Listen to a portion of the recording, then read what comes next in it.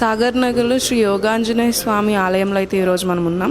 So ఇక్కడ పురోహితులు గారిని అడిగి మరికొన్ని వివరాలు ఈ ఆలయం కోసం మనం తెలుసుకుందాం. అంటే ఈ ఆలయం కోసం మా ప్రేక్షకులు కొన్ని వివరాలు చెప్పగలరు? ఇది సాగర్ నగర్ సాగరేశ్వర స్వామి ఆలయ ప్రాంగణంలో యోగాంజనేయ స్వామి ఆలయం అండి. ఈ సాగరేశ్వర స్వామి ఆలయ ప్రాంగణం అనేది 1992లో ఇక్కడ ఆలయాలు కట్టడం ప్రారంభించారు. మొట్టమొదట శివాలయం, తర్వాత ఆంజనేయ స్వామి ఆలయం, తర్వాత రామాలయం, తర్వాత బాబా ఆలయం, ఇలా అన్ని ఆలయాలను. అదేవిధంగా ఈ ఆంజనేయ స్వామి మనకి అభయాంజనేయ స్వామి ఉండేవారు ఇక్కడ. 2 సంవత్సరాల క్రితం అంటే 2024 ఏప్రిల్ 6వ తారీఖున ఇక్కడ మన అభయాంజనేయ స్వామి ఆలయ ప్రాంగణంలోనే ఆ ఆలయం శిథిలావస్థకు చేరుకుంది కనుక దానిని ఆ అభయాంజనేయ స్వామి ఆలయం ఏదైతే ఉందో ఆ ప్రాంతంలో ఇక్కడ యోగాంజనేయ స్వామి ఆలయాన్ని పునర్నిర్మాణం చేసి ప్రతిష్ఠించడం జరిగింది. ఆలయ కమిటీ వారి ఆధ్వర్యంలో మండా వెంకట జానకిరామ్ గారు అనే దాత చేత ఈ ఆలయం మొత్తం నిర్మించబడింది. నిర్మించిన తర్వాత ప్రతిష్టాంతం ఆయనే మొత్తం దీనికి ఖర్చులు పెట్టుకోవడం జరిగింది.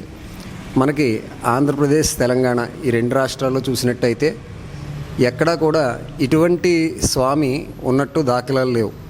ఎక్కడైనా మనకి చేసినట్టయితే నలుపు రాయి అంటే సాలగ్రామ శిల అంటాం మేము. సాలగ్రామ శిలలో కానీ మామూలుగా ఈ బ్లాక్ స్టోన్ వాడి ఆ విగ్రహాలు తయారు చేయడం అంటూ జరుగుతూ వస్తుంది. కానీ ఎక్కువగా ఉత్తరాదిలో కనిపిస్తాయి. దీన్ని శాండ్ స్టోన్ అంటారండి. ఆంజనేయ స్వామి చూడండి ఎలా ఉన్నారో, స్వామి వచ్చి కూర్చున్నట్టు కనిపిస్తూ ఉంటుంది మనకి. దీన్ని రెడ్ స్టోన్ అని కొంతమంది పిలుస్తారు, శాండ్ స్టోన్ అని అంటారు.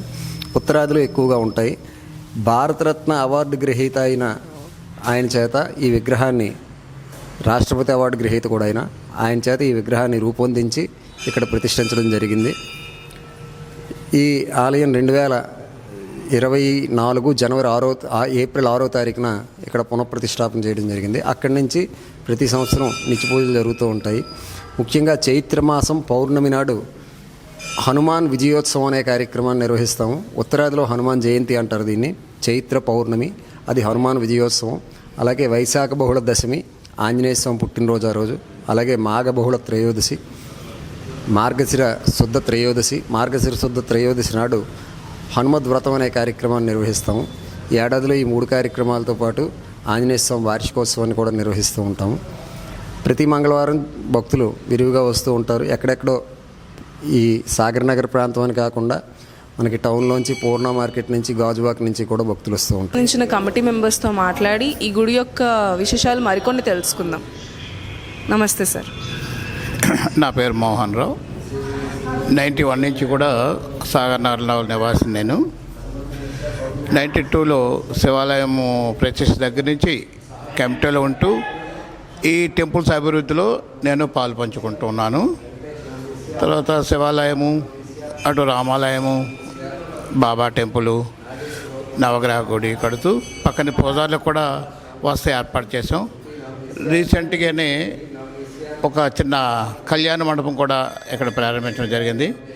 ఇక్కడ చుట్టుపక్కల భక్తులకు అందరికీ చాలా అనుకూలంగా ఉంది. భక్తుల ఆదరణ బాగా జరుగుతుంది. ఇక్కడ మంచి శాస్త్రం తెలిసిన పూజారులు ఉన్నారు కాబట్టి చాలా డెవలప్మెంట్ ఉంటూ చాలామంది భక్తులకు అనుకూలంగా జరుగుతుంది. ఒకే ప్రెమిసెస్లో బాబా గుడి, శివాలయము అన్నీ ఉండటం చాలా అరుదుగా ఉంటుంది. కానీ ప్రశాంతంగా హ్యాపీగా ఉంటూ అందరికీ అనుకూలంగా ఉంది ఈ దేవాలయాలన్నీ. అందరూ వచ్చి ఇక్కడ స్వామివారి అనుగ్రహాన్ని పొందవచ్చని కోరుకుంటున్నాను. ఎంతమంది అండి కమిటీ మెంబర్స్? కమిటీ మెంబర్లు 11 మంది ఉంటారు ప్రతి కమిటీలో. యాక్చువల్గా వర్క్ చేసే వాళ్ళు 5-6 ఉంటారు. చక్కనైన కమిటీ, ఇక్కడ ఏం ప్రాబ్లం లేదు. పూజారులకి కమిటీకి మంచి అనుకూలంగా ఉంటూ అంతా చక్కగా చేస్తే భక్తులు చాలా ఆదరణగా చూస్తున్నారు. భక్తులు కూడా చాలా చక్కగా దేవాలయంలోకి వచ్చి అటు శివరాత్రి అని, ధనుర్మాసం అని అన్ని కార్యక్రమాల్లో పాల్గొంటూ విశేషంగా పాల్గొంటూ ఉంటున్నారు. తర్వాత ఇక్కడ ప్రతి లక్షలు అన్నదానం కూడా పెట్టాము బాబా గుడిలో. అన్ని రకాలుగా ఆదరణ బాగుంది. భక్తులకి అనుకూలమైన ప్రదేశం ఇది. రాబోయే రోజులు ఇంకేమైనా డెవలప్మెంట్స్ చేస్తారు? ఇక ప్రదేశం మ్యాక్సిమం అనుకున్నవన్నీ డెవలప్మెంట్స్ అయ్యాయి. ఇక ప్లేస్ కూడా ఇక్కడ డెవలప్మెంట్కి ఏం లేదు. ఏమో దాని దేవుని అనుగ్రహం ఏం చేయించుకోవాలనుకుంటే చేస్తాం. మరి